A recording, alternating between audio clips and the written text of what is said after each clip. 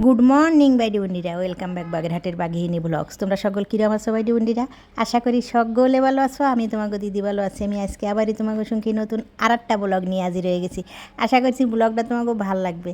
আজকের ব্লগটা হচ্ছে সকাল সকাল উঠেই হচ্ছে বেরোয় যেতে হবে একটু বাইরে, তমারে নিয়ে। তমা মানে আমার ভাসুরজিরে নিয়ে বেরোয় পড়বো 7টা বাজদি। এই সকালবেলা উঠে লেবু গাছের লেবুগুলো দেখলে আমার মনটা বেশ ভালো হয়ে যায়। বেরোয় পড়েছি তমারে নিয়ে তোমার পরীক্ষা দেওয়ার উদ্দেশ্যে। পরীক্ষা মানে পড়াশুনো তো শেষ হয়ে গেছে, এখন হচ্ছে সব চাকরির পরীক্ষা চলে, সবখানে চাকরির পরীক্ষা দেয়। তা হচ্ছে যদিও পারে একা একা যেতে, তারপরেও যে জায়গায় আমরা আসি সে জায়গায় আর একা একা যাবে কী জন্য, সাথেই থাকি সব সময়। ওর কাকা থাকে, না হয় আমি থাকি। ওর কাকা আজকে আমাকে গাড়ি দিয়ে সে চলে গেছে অফিসে সিএনজি করে। আমরা হচ্ছে সে তার গাড়ি নিয়ে চলে যাচ্ছি আর কি পরীক্ষা দেওয়ার জন্য। তা হাতিরঝিলি রামপুরা থেকে আমাকে যেতে হবে হচ্ছে মিরপুর 7 নাম্বার। হাতিরঝিলির ভিতর থেকে মনির ভাই বেরোয় যাচ্ছে। কোনো যানজট তেমন এই দিক এখনও হয়ে পারিনি। 7টার সময় বেরোয় পড়েছি তো 7টা বাজতে প্রচণ্ড যেমন জ্যাম থাকবে, একটু পরে অফিস টাইম আরম্ভ হয়ে গেলি পরে ওরকম প্রচণ্ড জ্যাম আমতে শুরু হয়ে পারিনি। আমরা ভালোই চলে যেতে পারতেছি। এই এক সপ্তাহ ধরে শুরু হয়েছে জনমের মতো গরম, মানে আর কি এত গরম পড়তেছে। বৃষ্টি হলেই বৃষ্টি, আর বৃষ্টি না হলে প্রচণ্ড গরম। সেই সাথে হচ্ছে যদি প্রখর রোদ ওঠে, রোদের তাপটা মনে হয় দিন যাচ্ছে আরও বাড়তেছে, আরও কাছাকাছি সূর্যটা আরও কাছাকাছি চলে আসতেছে পৃথিবীর, এরকম মনে হচ্ছে। মানে এত প্রখরভাবে রোদের তাপটা মাথার উপর, মানে ছাতা হোক যে কোনো কাপড় হোক দিলেও মনে হয় যেন সেইটাও গরম হয়ে গেছে। আর গরমের তো আর কী আর কব, এত গরম তোমরা তো সবাই বুঝতে পারতেছো যে কীরকম গরম পড়েছে। এই যে গাড়িতে এসি বা এসি রুমে যে বসে থাকবো, সেইখানে সব জায়গায় এসি। সেই এসি যতক্ষণ এসির মধ্যেই আমরা থাকবো, যতক্ষণ থাকো না কেন ততক্ষণ তো আরাম। কিন্তু যেই এসি থেকে বেরোনো হয়, এসি থেকে বেরোনোর সাথে সাথে মনে হয় যেন আগুনের গোলার মধ্যে আমার কেউ ঠেলে দিল, এরকম মনে হয়। তার থেকে সহনশীল হয়ে গরম সহ্য করে নিয়ে সেইভাবে অভ্যাস করাই ভালো, সেইভাবে থাকাই ভালো। যারা যেটা সহ্য করে অভ্যস্ত, তারা সেইটা যদি হঠাৎ করে ব্যতিক্রম হয়, সেই ব্যতিক্রমটা সহ্য করতে আরও কষ্ট হয়ে যায়। আমার অবশ্য বেশি সমস্যা হয় না, আমি সব সময় এসির মধ্যে থাকি না। প্রায় সময় তো আমি রান্নাঘরেই আমার বেশিরভাগ সময় কেটে যায়। রান্নাঘরে তো আর এসি থাকে না। চলে আসছি আমরা মিরপুর 10 নম্বরে, কিন্তু মিরপুর 10 নম্বরে এসে এইখানে একটু মানে আর কি সিগন্যালটা জোরালোভাবে বা মানে বেশি সময়ভাবে হবে।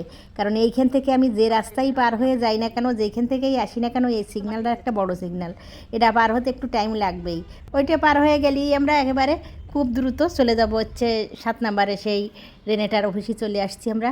ওষুধ কোম্পানির যে রেনেটা আছে, সেই রেনেটার ওয়েটিং রুমে আমি বসে পড়েছি আর কি। তা এইখানে হলো সব জায়গায় ঘুরে ঘুরে দেখার মতন ওরকমের অনুমতি নেই, ওই জন্য আর আমি বাইরে বেরোচ্ছি না। রিসিপশান পর্যন্ত অনুমতি আছে বাইরের লোকের আর কি। রিসিপশান যারা আর কি চাকরি করে না, এখানের সদস্য না, তারা আর কি এখানে বসে রয়েছে। আরও ছেলেরা আছে পরীক্ষা দিতে এসে, পরীক্ষা হয়ে গেলেই আমরা ওইখান থেকে বেরোয় পড়েছি। আবার ওইখান থেকে বেরোয় এইবার আমরা অন্য রাস্তা থেকে মনির বাড়ি নিয়ে আসতেছি। আগে আমরা যে রাস্তা থেকে বেরোয় আসছি ওই রাস্তা না, এবার অন্য রাস্তা দিয়ে। অবশ্য আমাকে যে ড্রাইভার মনির ভাই কিন্তু ভীষণ, মানে অনেক ছোটোবেলা থেকে ঢাকায় আসছে, রাস্তাঘাট চেনে এবং আনাস কানাস প্রান্ত, এ প্রান্ত ও প্রান্ত সে প্রান্ত তার একেবারে মুখস্থ। মানে কোনো জায়গা নেই ঢাকা শহরের পাশে হোক ভিতরে হোক, এমন কোনো জায়গা নেই যে আমাকে ড্রাইভার চেনে না। কোন রাস্তাঘাটে কতটা জ্যাম, কোন রাস্তাঘাটে তাড়াতাড়ি শর্টকাটে যাওয়া যায়, কোন জায়গাটায় কোন দিক দিয়ে, এত ভালো চেনে মনির ভাই। যেসব মহিলারা বাইরে কাজ করেন, যেসব মহিলারা বা মেয়েরা, তাদের একটা নির্দিষ্ট কিছুর উপর, নির্দিষ্ট একটা ধার্য করা কোনো কাজের উপর কাজ করেন তারা। যেমন যারা গার্মেন্টস ফ্যাক্টরিতে আছে, তারা গার্মেন্টস ফ্যাক্টরিতে কেউ মেশিনে, কেউ ওই যে সুইংয়ের কাজ করে, কেউ মানে যার যার ডিপার্টমেন্ট আলাদা আলাদা করে দেয়া। আবার যারা ব্যাংকে কাজ করে তাদের ওরকম ক্যাশিয়ার, পদ আলাদা আলাদা, সেভাবে সেই ঠিক নির্দিষ্ট সেই কাজটা করলেই তার হয়ে যায়। কিন্তু গৃহিণী যারা, চলে আসছে আমি বাসায় ঢুকে পড়ছি রান্নাঘরে। গৃহিণীদের যে শুধুমাত্র গৃহিণীরা রান্নাই করবে আর কোনো কাজ করবে না, কিচ্ছু কাজ করবে না, এরম কোনো ধরা বাঁধা নিয়ম নেই। গৃহিণী যারা, তারা যখন যে কাজে, যখন যে সময় তাদের লাগানো যায়, যখন যে সময় তাদের মানে আর কি সুযোগ বুঝে যে কাজে তাগো ঢুকোয় দেওয়া লাগে না, তারা নিজেরাই যায়। গৃহিণীরা সবসময় যে কোনটা করা তার দরকার সেইটা বুঝেই করে। এগো কোনো নির্দিষ্ট কাজের কোনো ধরা বাঁধা নিয়ম নেই।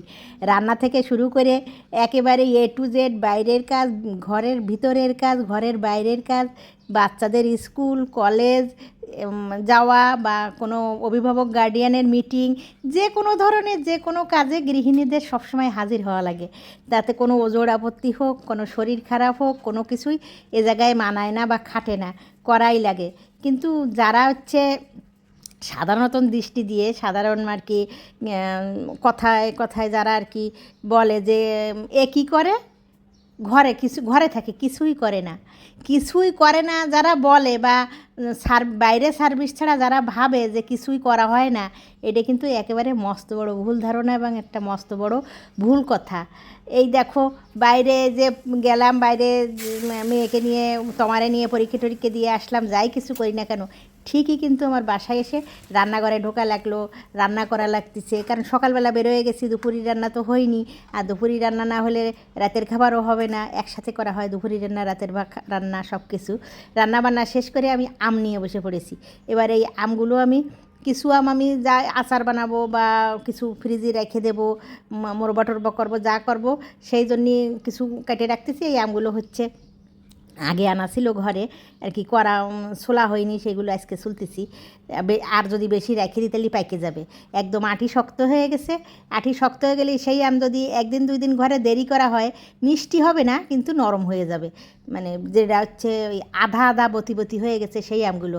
আর এই আমগুলো দিয়ে যা কিছুই করি না কেন ভালো লাগে খাতি। এই টক একটু টেস্ট এসে যে ভাবটা, ডাসা ডাসা সাদা আমে যে একটা টেস্ট এসে টক থাকে আর কি ভিতরে বেশি, ওই টক ভাবটা একটু কমে যায় যদি আঁটি শক্ত হয়ে যায়, একটু মানে আর কি বতি বতি ভাব হয়ে আসে। যে এই আমগুলো একটু হলদেটে ভাব হয়ে আছে, দেখো বতি বতি ভাব হয়ে গেছে আর কেমন শক্ত হয়ে গেছে। এগুলো দিয়ে যাই করা হবে না কেন ভালো হবে। তা এই রকমের আম কিন্তু মাখায় খাতেও ভালো লাগে, মানে আর কি যেটা আমরা তোমরা যে অনেকে বলো আম ভর্তা, অনেকে বলো আম মাখানো, তাই এই তিনটে একটু হলদেটে হলদেটে ভাব হয়েছে, এই তিনটে আমি মাখানোর জন্য ঘষে নেব, ওই গ্রেট করে নেব আর কি, ঝিরি ঝিরি করে গ্রেট করে নিয়ে তারপরে মাখায় খাবো।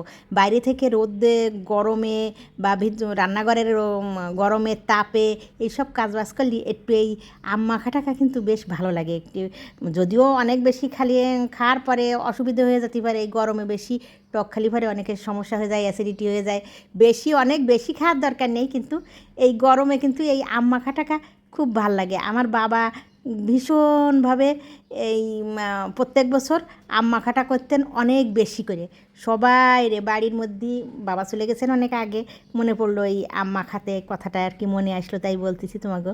সবার ঘরে ঘরে ঘরে ঘরে কলা পাতায় করে একটু একটু একটু একটু করে সবাইরে পৌঁছে দিত আম মাখানো, মানে মহিলাদের, যারা মহিলা হোক ছেলে হোক যারা খাবে তারা। তা গৃহিণীদের এক কাজ না, গৃহিণীর যে ওই যে কথায় আছে 10 হাতে কাজ করতে হয়, আসলেই 10 হাতে কাজ করতে হয়।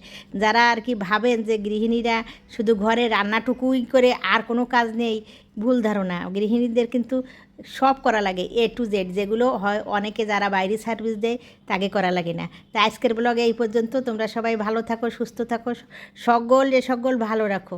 আর যদি দিদির ব্লগটা ভালো লাগে তাহলে লাইক শেয়ার কমেন্ট সাবস্ক্রাইব করে দিও। আমি একটু আম মাখায় নিচ্ছি, একটু গুড় নেব আর লবণ হলুদ মরিচ দিয়ে। এই আম মাখানোটাই কিন্তু কাঁচা মরিচের থেকে একটু শুকনো মরিচ দিলে ভালো একটা সেন্ট আসে, আর অনেক যে ঝাল হবে, অনেক ঝালের দরকার নেই, কিন্তু এই শুকনো মরিচের যে একটা সেন্ট, এই সেন্টটাই মাখানো, কাঁচা মাখানো যেসব জিনিসপত্রগুলো, জাম্বুরা আম বা যা কিছু ওই কাঁচা মাখায় খাবো আর কি, এই সেন্টটা বেশ একটা অন্যরকম টেস্ট আসে, তাতে স্বাদ ঘ্রাণ একটু আরও মাত্রায় বেড়ে যায়। কিন্তু যাদের হচ্ছে একদম শুকনো মরিচ খাওয়া বারণ, তারা না দিলেই হয়, তারা কাঁচামরিচ দিয়েই খাবে। কিন্তু যারা ওই মাঝে মধ্যে খালি কোনো সমস্যা নেই, তারা শুকনো মরিচ দিয়ে ভালো একটা সুন্দর এইসব ভর্তা টর্তা ভাল লাগে। হয়ে গেছে আমার আম মাখানো। তোমরা সকলে ভালো থাকো, সুস্থ থাকো, সকল ভালো রাখো।